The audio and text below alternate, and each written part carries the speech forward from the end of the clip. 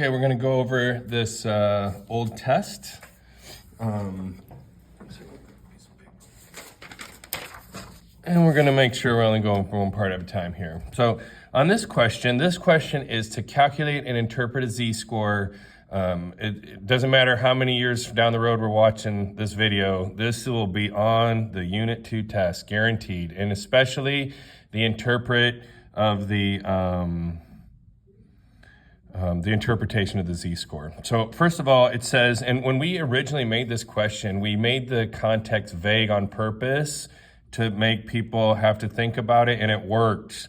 And people, they just said the player, but we'll get into that in a minute. So the average for the amount lifted for people or athletes at this position, and what position it is, they don't tell us, we did it vague on purpose, was 310 with a standard deviation of 25 pounds.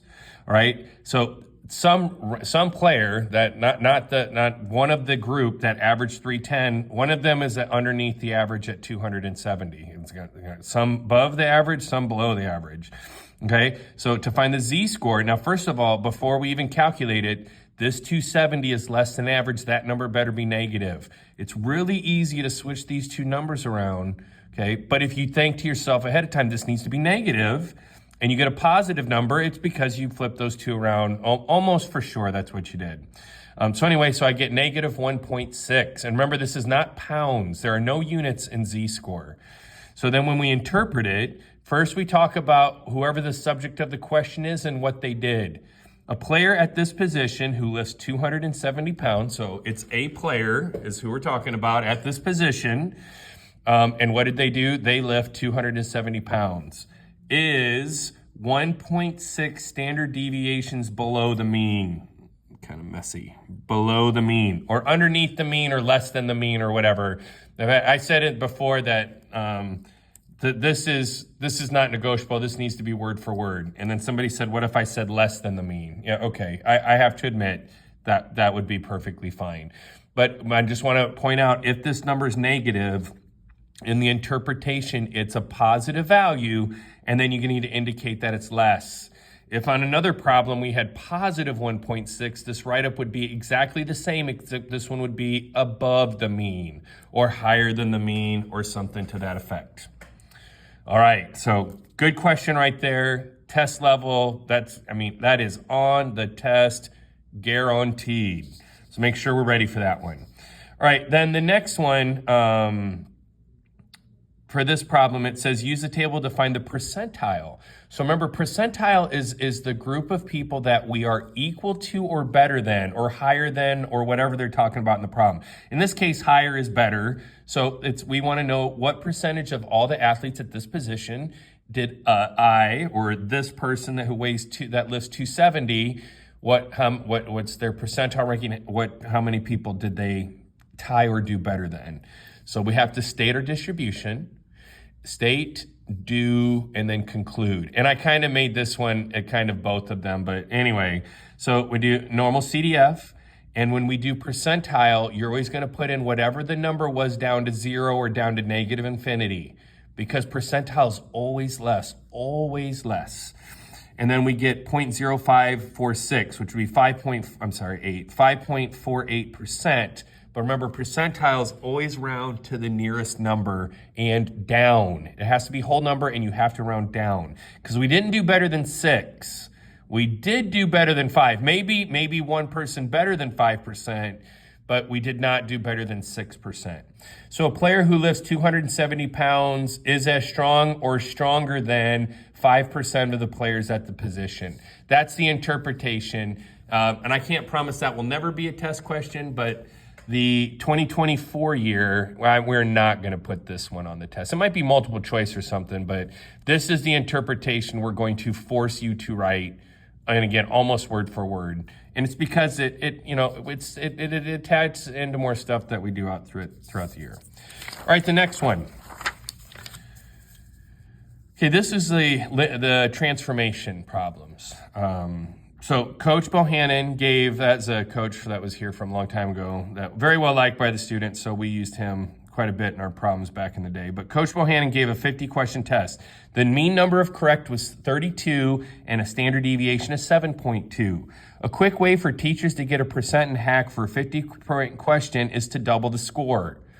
That's just a shortcut. It's just not that big of a deal. You can probably see how that works. But 20 out of 50 is 40%. You double the 20 and it becomes a percentage. So what was the mean for Coach Bo's class? 32 times 2, 64%. What's the standard deviation? We would also take the 7.2, multiply it by 2. If we, and again, it's different when this type of problem, we are multiplying every single one of these scores that made this mean and standard deviation. All the scores are getting multiplied by 2. The mean will be multiplied by 2, and any measurement of spread will be multiplied by 2. Center. I just said spread, center. Spread will also be multiplied by 2, but I'm pointing to center right here, so I shouldn't say spread. The spread, be it range, standard deviation, or IQR, will also be doubled. Okay, when we multiply, it affects both center and spread. Okay, then the next question says, well, Coach Bo wants the average to be 70. So what does he need to add to every score? Not just to one score, or not just to yours, or not just to the kids that got 64, but I'd have to add a set value. If I wanted to set a set value to each score to make that average go up to 70, 70 minus 64 is 6. So 6% would be added to every score to get the average to go from 64 to 70. And then the next question is, what's the new standard deviation after we add 6? And the answer is, it stays exactly the same. It does not change. When we add a set amount to every value, the measurements of spread stay the same. And probably seen something very close to this, but if I had this as my normal distribution, and it doesn't even matter what the mean is, it doesn't matter what any of the numbers are, but if I added 5, it's going to do this instead. Everything, now mind you, I can't draw the exact same picture twice. Everything is shifted over. The center goes up, excuse me, the center goes up 5, but like the range or the IQR, the distance, now the values of Q1 and Q3 would be different, but the distance between those would still be the same. If I just take everything and add, it just shifts it over. How far it's spread out doesn't change. Center changes, the spread doesn't. You got to memorize that. There's really not much else to say. Multiplying affects them both, adding only affects the center. All right, next one. This one, it gives us the mean and standard deviation of the head circumferences for male athletes in Frisco and, well, FISD. I guess it could be some other school, but probably Frisco. So a male student whose head circumference is 23.9, it would be at what percentile? Now, once again, when we do percentile, in normal CDF, the lower is going to be 0, and whatever number they give us is going to be the upper boundary.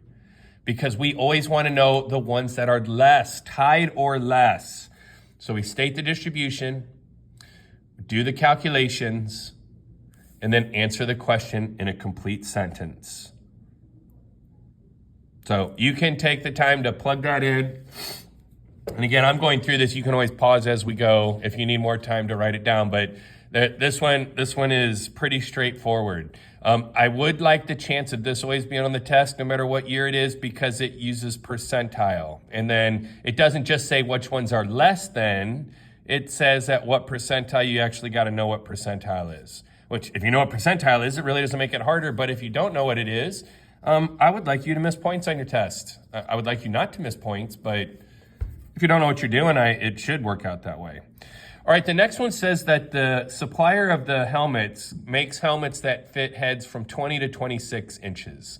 Okay, so if your head's too small, then the helmet's not safe because it'll fall off. If your head's too big, you won't be able to get the helmet on. So then the question is that this one says, what percent of the males will need a custom helmet? Because if it's too big or too small, they're going to have to get custom helmets for them. All right, so there's two ways to do this. I'm going to show you one way, and then I'll just explain the other one.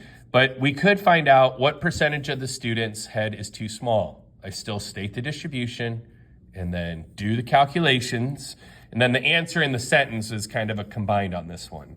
But lower, and you're not going to have a head smaller than 0 inches of circumference. You can't have 0 even. It would have to be bigger than that, right? But 0 is a really solid number to put in for the lower. And negative 1,000 is 2. and then up to 20, and then with the mean and standard deviation, and we get not even 1% of the kids. Okay, what percentage are too big? State the distribution, do the calculations, and we get this value. These are the ones that the percentage that the head is too big and will need special helmets. So how many, this one says though, how many need special ordered helmets, period. Then we would add those two together and then answer the question in a sentence with context. And male, FISD athletes. I don't see how you could not have all three of those words and have the context be good. And a custom order or custom helmet, something to that effect. But it's not for girls. This is specifically boys. The girls are probably better, but we're not getting into that. But this was about boys, and it's only in Frisco, and these were only athletes. This was not all students in Frisco. So you gotta get that in there. All right, another way you could have done it is you could have done normal CDF, and you could have went from 20 to 26. And you know what? I was gonna be lazy and not write lower and upper, but I'm gonna change my mind because you can't do that and still get credit for that step. So we could have done from 20 to 26, and I guess I'm not. Well, I can just tell you. So what that does is that gives you the percentage that don't need a special order. And I can tell you that it's going to be 0.9864 because I need the two numbers that I got, the last one, that's going to be hundreds partners for those. So anyway, so that it would be 98.64% of them don't need it. Now that's not what the question asked for. So you would still then need to take 100 minus the 0.9864, and you would get 0.0136 or 1.36%. All right, and then this last one says find the interquartile range. And I like this problem.